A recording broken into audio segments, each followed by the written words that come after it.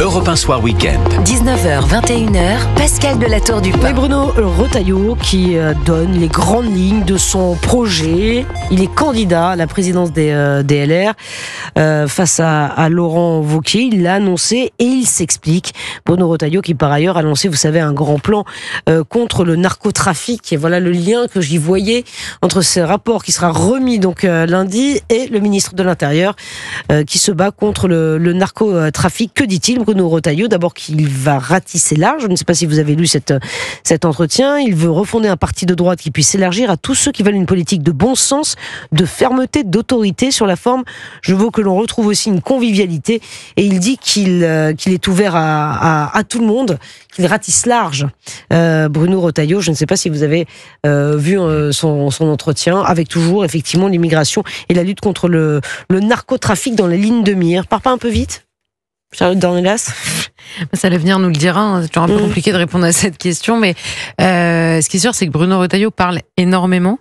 Notamment depuis qu'il est au ministère de l'Intérieur. Alors c'est vrai que il y a beaucoup de gens qui ont, il a trouvé une existence, il a occupé même la scène politique et médiatique ces derniers temps, c'est indiscutable, avec un discours qui attire l'attention de beaucoup de Français. Et ça, on le sait, on le savait déjà avant, et il incarne ça.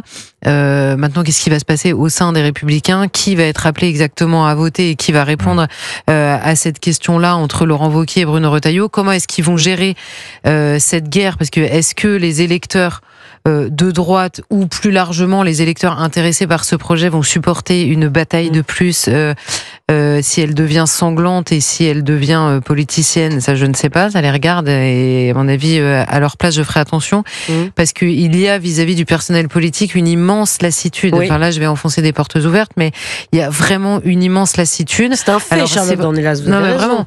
Et il y a vis-à-vis de la vie politique, même cette idée-là, et là, la question de la censure de François Bayrou, de est-ce qu'il arrivera à parler, est-ce que un tel et un tel se parlent, sur quoi exactement? À la fin, je pense qu'il y a quand même beaucoup de gens qui se disent bon, tout ça est formidable, très bien, les engagements ici, les engagements là. Maintenant, non, mais peut-être qu'il peut attirer du monde, peut-être un peu plus de du monde chez les LR, Bruno Retailleau. Non, mais peut-être qu'il peut attirer du monde, mais ça dépendra sur quelle question. Je ne sais pas. Sur quelle question, ça je l'ignore. Bruno Retailleau, invité du grand rendez-vous. Voilà, Europe 1, CNews, le JDD, demain à 10h, présenté par Jacques Serret. Non, en termes de communication, je disais Bruno Retailleau, est-ce qu'il ne part pas un peu, pas parler, mais part pas un peu trop vite? Communicant que vous êtes. Alors, bien sûr, il est presque obligé. Il est dans vous savez, il est rentré dans un gouvernement qui a été très vite abîmé. Monsieur Barnier a été censuré, puis il est resté dans un deuxième gouvernement dont on ne sait pas trop quelle est la temporalité. Donc il y a urgence pour Bruno Retailleau d'exploiter ce qui a été son choix, de ne pas rester parlementaire, de ne pas rester au parti, mais d'aller pouvoir se confronter au réel de la gouvernance. Et à partir du moment où il se confronte au réel de la gouvernance, dans un secteur qui était c'est celui qui, pour lui, effectivement, est le plus simplement, le plus efficace en termes de performance, je ne parle pas d'élection, mais d'audience, c'est-à-dire sécurité et immigration. En gros, ministère de l'Intérieur, c'était pour lui, effectivement, le siège parfait, il s'est battu pour l'avoir, c'est un truc qu'il voulait. Donc après, il a très peu de temps pour le faire, et il a très peu de temps. Il a commencé par quoi?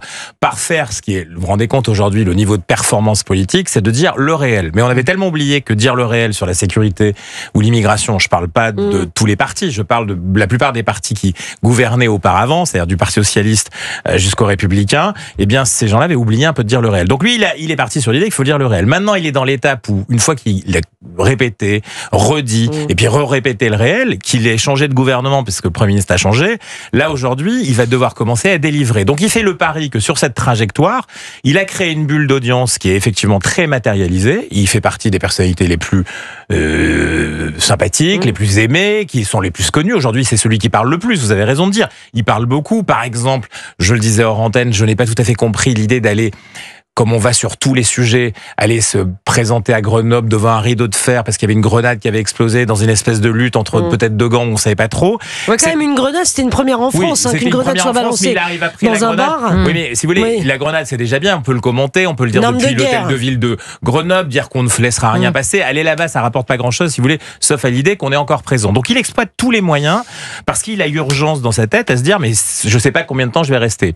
Et donc forcément, il est au milieu, en plus d'autres candidatures. C'est-à-dire que Édouard Philippe, sur le même créneau ou presque, parce que c'est ça dont on parle. Quand il dit il va ratisser large, qu'est-ce qu'il va ratisser? Alors oui, il espère ratisser une partie de celles et ceux chez les Républicains qui sont partis chez Marine Le Pen au Rassemblement national. Et puis en partie aussi, je pense encore davantage, tous ceux qui sont allés chez Emmanuel Macron, en tout cas qui sont restés à un moment donné, quel qu'il soit, qu'ils soient plus âgés, moins âgés, jeunes, moins jeunes. Et donc c'est ça, ratisser large. Je dirais, le bon sens, ça c'est le terme du moment. Même Donald Trump a parlé beaucoup de bon sens. Même Vladimir Poutine a dit que le bon sens c'était quelque chose qui était très important et qu'il fallait penser la politique ou la géopolitique comme ça. Donc vous voyez, c'est ça. Et après la convivialité. Alors ça, je sais pas trop ce que ça veut dire. C'est-à-dire en gros peut-être ne pas se faire la guerre des chefs, en effet, et de se dire qu'on veut gagner tous ensemble. Ils ont tous de toute manière ce rendez-vous présidentiel.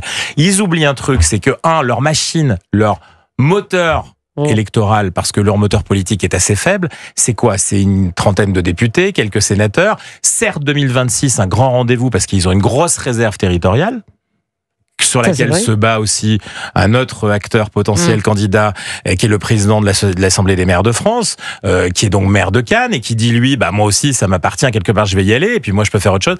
Donc, on a, cette espèce de marigot sans grosse machine derrière lui, qui veut aller lutter contre une énorme machine politique. Aujourd'hui, qu'on le veuille ou qu'on le veuille pas, le Rassemblement national est la seule grosse machine politique et donc électorale, potentiellement, parce qu'ils n'ont pas confirmé à chaque fois, parce qu'ils n'ont jamais réussi à gagner une énorme élection, une grosse élection, mais certainement qu'ils le feront un jour. Et donc, en tout cas, ils ont cette machine politique et cette puissance politique, il leur faut un vrai moteur. Et de l'autre côté, il y a une petite mécanique, parce que les Républicains aujourd'hui, c'est une petite mécanique.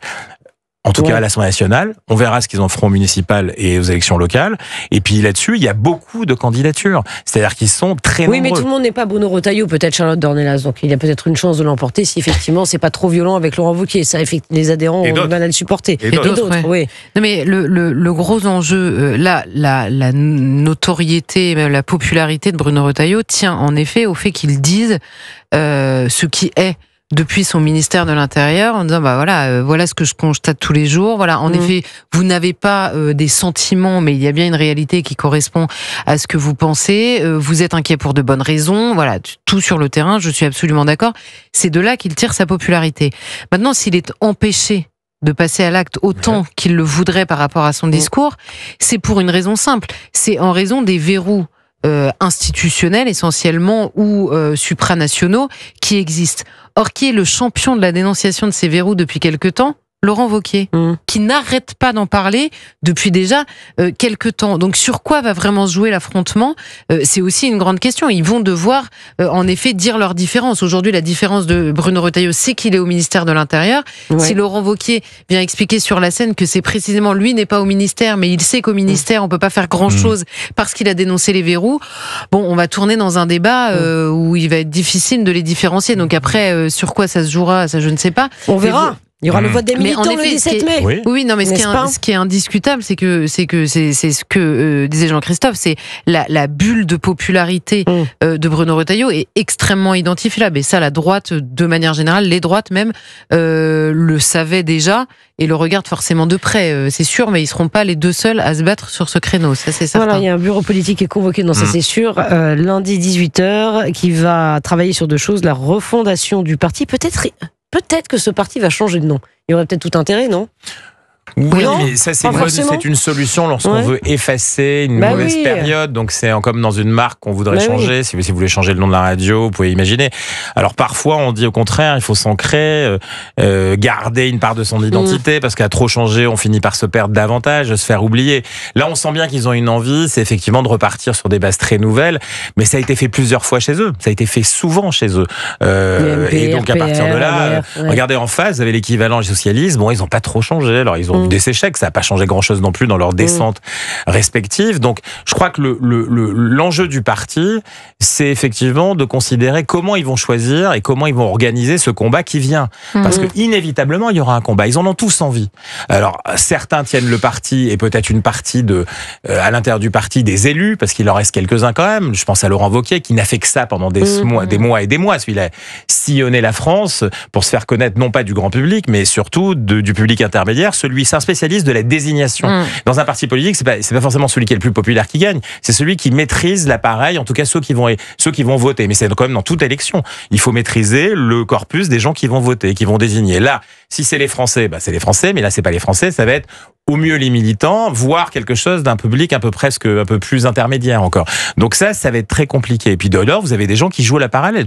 Monsieur Bertrand joue en dehors de ça, on sait pas trop où il est. Et puis il y en a plein d'autres. Et puis Monsieur Philippe, on le redit, qui lui, ça fait un moment qu'il le dit qu'il est candidat. Et il est la personnalité aujourd'hui à droite, qui est en tout cas ce qu'on considère être à droite aujourd'hui, une des plus populaires. Donc Monsieur Retailleau, oui, son pari, c'est maintenant de tenter de montrer malgré tout, ce que disait Charlotte, des résultats. S'il arrive à attraper des résultats, et qui veut démontrer, j'envoie plus de gens à l'étranger, il y a moins de migrants, il y a des choses qui sont là, qui sont tangibles pour les gens. Maintenant, s'il y a 3 ou 4 accidents, comme le fait que l'influenceur peut pas être envoyé en Algérie, et qui redit son impuissance à nouveau, on va dire à ce moment-là, mec, excusez-moi de le dire comme ça, mais bon, c'est bon, passe ton chemin, parce que t'es pas capable, pas plus que les autres. Et puis, vous savez quoi? S'il y a commencé à avoir des résultats, à ce moment-là, le RN, il va regarder ce gouvernement différemment, même s'il aime beaucoup Monsieur Bayrou, Madame Le Pen, elle va dire, attendez, là, il faut pas qu'il ne tape sur. Dites-moi si vous avez une question à poser à Bruno Retailleau, on va dire à Jacques Sauret, justement. Quelle serait la question que vous poserez demain au ministre de l'Intérieur, Charles Dornelas? Surtout ce qu'il dénonce, quels sont les verrous exactement qu'il a identifiés à son action. Est-ce que ce sont des verrous circonstanciels, c'est-à-dire il n'est pas le maître aujourd'hui, il y a un Premier ministre et un Président de la République, donc il y a certaines choses qui dépendent de l'un ou de l'autre, mais quels sont les verrous exactement qu'il a identifiés et comment finalement ne pas être fataliste devant la situation qu'il dénonce?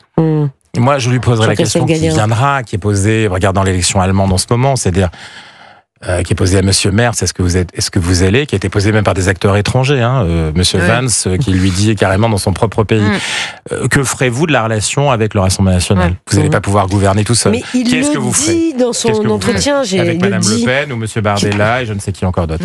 Qu'est-ce que vous ferez? Est-ce que vous gouvernerez avec eux? Est-ce que vous leur proposerez? Est-ce que vous serez, ou est-ce que vous serez ce que vous êtes aujourd'hui? C'est-à-dire que vous avez toujours dit non, on n'ira pas. Ouais. Alors, évidemment. Et je demanderai une réponse. Ouais, et vous demanderez une réponse, effectivement. Claire, exactement. Moi, je me demanderais je lui demanderais s'il va à l'Élysée. Il est en train de prendre de marcher dans les pas de Nicolas Sarkozy, le ministère de l'Intérieur, la présidence du parti. Mais il y en a un autre qui doit y penser aussi. Si on parle des pas de. C'est qui? Gérald Darmanin. Ah oui, Gérald Darmanin, bien sûr, évidemment. Évidemment, vous avez raison, effectivement. On l'a oublié. Mais là, moi, je trouve que le parcours ressemble un peu à celui de Nicolas Sarkozy, non? En tout cas, mais c'est ce qu'on disait de Gérald Darmanin, c'est pour ça que je me suis permis. Oui, vous avez raison. Vous avez raison, effectivement, on verra bien qui sera candidat en 2027. Après, moi, je lui poserai la question. Merci.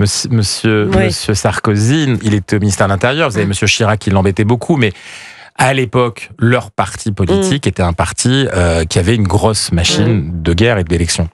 Allez, il est 20h44 sur Europe 1. Europe 1, le journal permanent.